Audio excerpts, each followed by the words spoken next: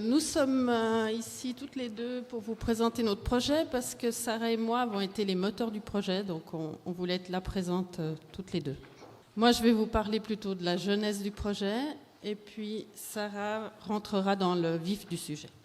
La bibliothèque des conservatoires et jardins botaniques est une bibliothèque spécialisée en botanique qui a été créée en 1824 et aujourd'hui elle compte environ 120 000 volumes. Elle s'agrandit chaque année d'environ 1000 titres de monographie et de nombreux fascicules de périodiques. Donc on est une petite équipe pour la gérer. Nous sommes l'équivalent de 4,6 postes plein temps pour la faire vivre.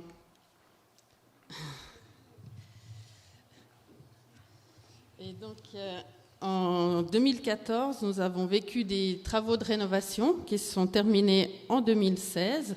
Donc on voit les bâtiments après rénovation.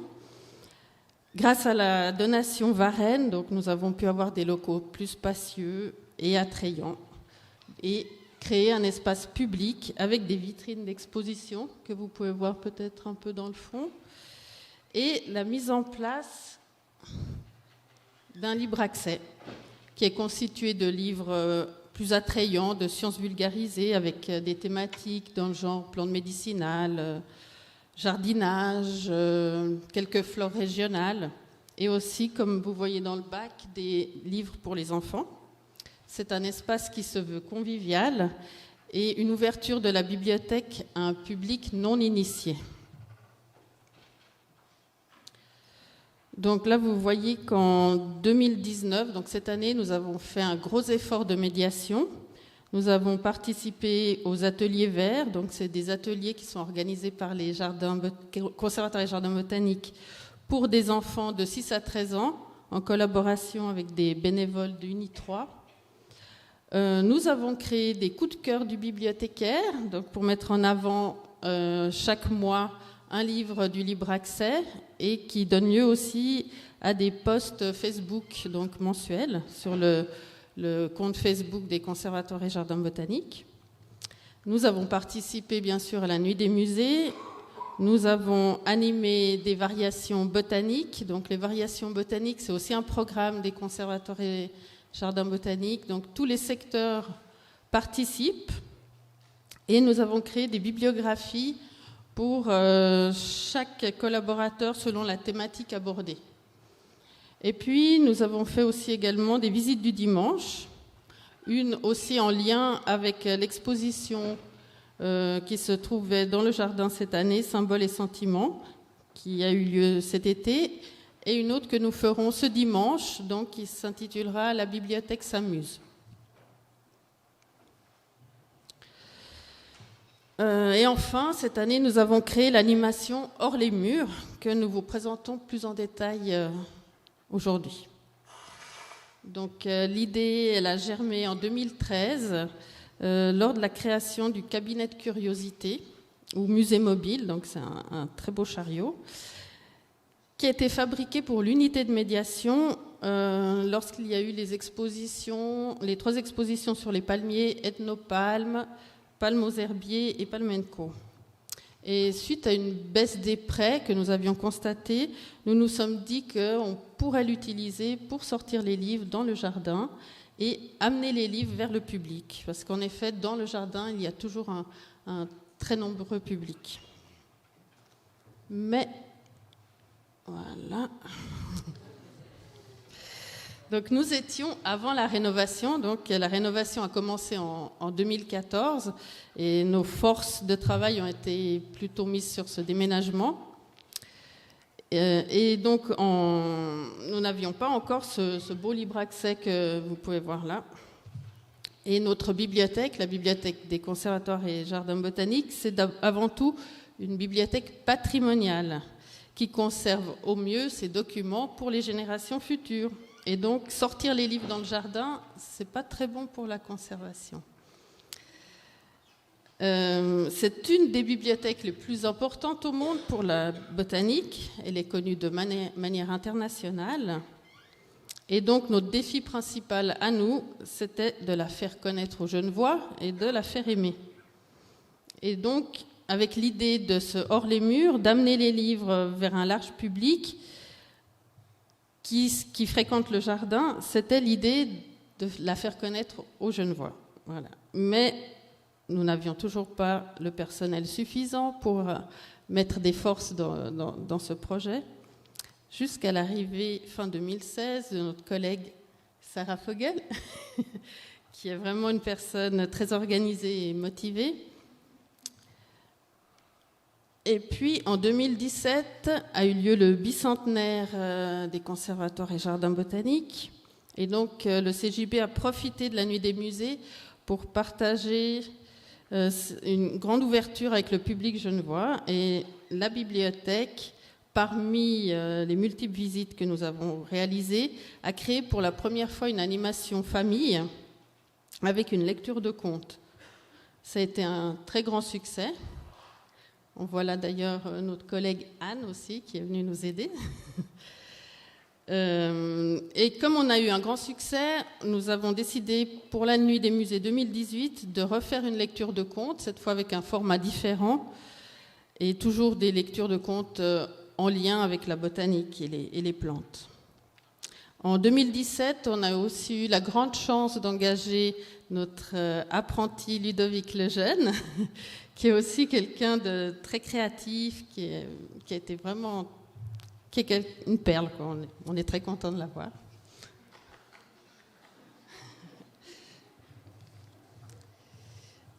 Et puis donc cette année, nous avons continué avec la Nuit des musées, mais nous avons essayé un nouveau concept qui est l'accueil du public en continu.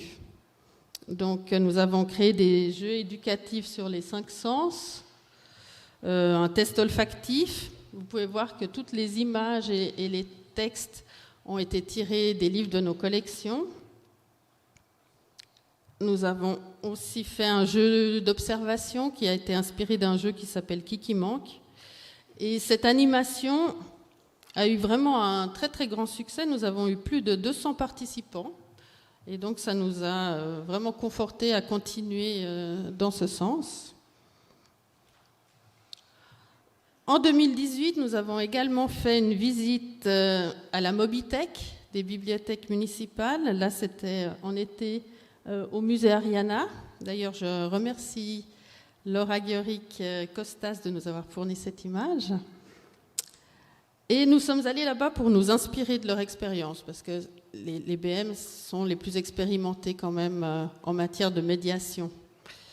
Et puis, donc, au terme de plusieurs mois de travail, voici le fruit qui en est sorti. Et je laisse la parole à ma collègue Sarah. Bonjour. Alors, le Hors les murs a donc débuté durant l'été 2019. C'est la première année pour nous, pour cette sortie à l'extérieur.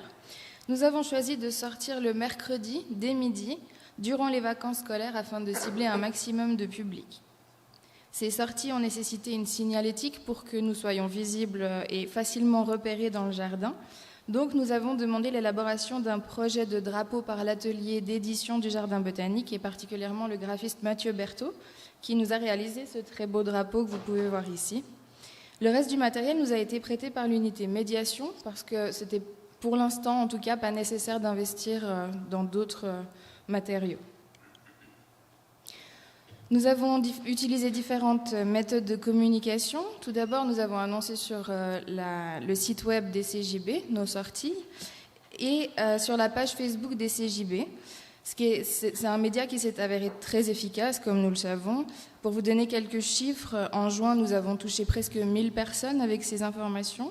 En juillet, presque 1200 et en août, plus de 1300. Nous avons aussi annoncé nos activités sur les panneaux situés aux entrées du jardin botanique qui signalent les activités journalières et hebdomadaires. Et suite au succès de la première journée, nous avons diffusé un flyer par le biais du service de communication du jardin botanique. Nous avons aussi distribué ce flyer chaque journée de sortie, donc dans la matinée ou jusqu'à midi. On se baladait dans le jardin pour distribuer ce flyer au public déjà présent. Et c'est ce qui s'est avéré le plus utile puisque le public était déjà sur les lieux. Pour notre Hors les murs, nous avons proposé une large sélection de notre libre accès avec des thématiques qui nous semblaient attrayantes pour le grand public, notamment des plantes médicinales, des livres sur les plantes culinaires, les activités nature en famille ou simplement le jardinage. Pour les plus petits, nous avons proposé des albums variés et colorés que nous possédons dans notre libre accès et nous avons aménagé un coin confortable avec des poufs et des couvertures. Nous avons réutilisé les activités que nous avions créées pour les différentes nuits des musées, par exemple. Ici, vous pouvez voir le jeu inspiré du Kiki Manque, donc ma collègue Paola vous a parlé. Et puis, au fond de l'image, vous pouvez voir 2 personnes qui sont en train de faire le test olfactif avec notre apprenti Ludovic. C'était une animation très appréciée parce que les gens aiment beaucoup se tester sur leur sens. Nous avons aussi proposé des bricolages, donc des coloriages ou des découpages, toujours sur le thème des plantes. Donc on est vraiment resté dans notre thématique, c'est le but. Et nous avons proposé une lecture de contes à un horaire annoncé, donc 14h30, durant 30 minutes. Nous avons réutilisé les contes sur lesquels nous avions travaillé pour les nuits des musées, donc c'est des choses qu'on connaissait déjà. Et puis pour faire cette lecture en extérieur, nous avons juste dû nous munir de micros pour parer à tout problème de bruit. Nous avons proposé du matériel promotionnel au public intéressé, notamment des signets de la Flore des Dames que vous pouvez voir sur l'image. La Flore des Dames qui est donc un des fleurons de la bibliothèque. Ces signets ont été créés suite à l'exposition qui a eu lieu au Bain des Paquiers durant l'été 2018. Et au dos de ces signets, nous avons indiqué des informations pratiques relatives à la bibliothèque.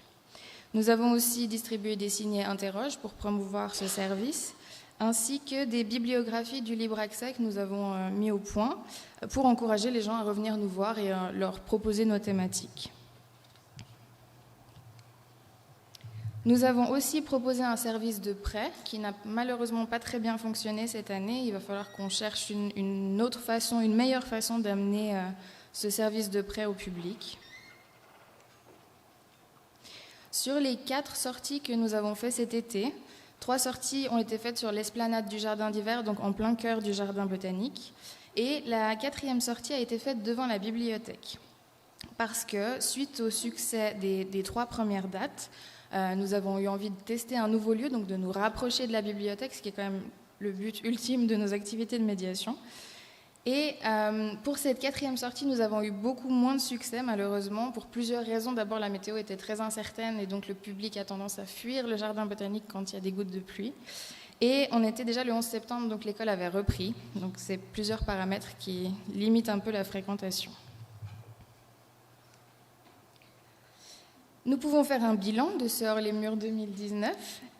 Nous avons rencontré un large succès avec au total 320 visiteurs qui sont venus nous voir. Nous avons reçu en moyenne 80 personnes par sortie, avec un pic le 14 août où nous avons eu 164 participants.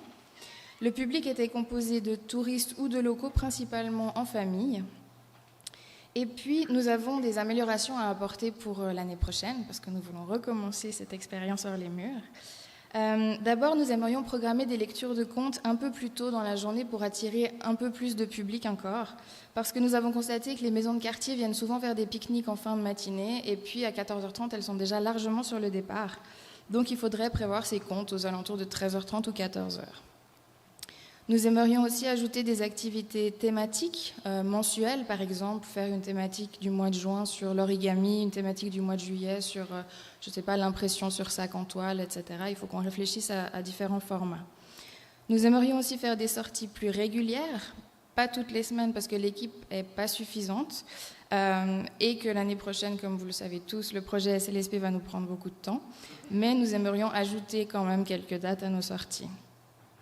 Nous aimerions aussi élargir nos activités à un public différent, notamment les personnes âgées qui étaient relativement peu représentées lors de nos sorties. Et puis, ce qui serait intéressant pour nous, c'est de se renseigner sur les statistiques d'entrée dans le jardin afin de cibler au mieux les jours et les heures de fréquentation. En conclusion, nous avons remarqué une hausse de fréquentation de la bibliothèque, donc c'est extrêmement positif, c'est notre but absolu. Et puis, nous voulons évidemment répéter l'expérience parce qu'elle a plu à toute l'équipe. Et d'ailleurs, Paola et moi-même tenons à remercier tous les collaborateurs qui nous ont permis de réaliser ces sorties. Voilà.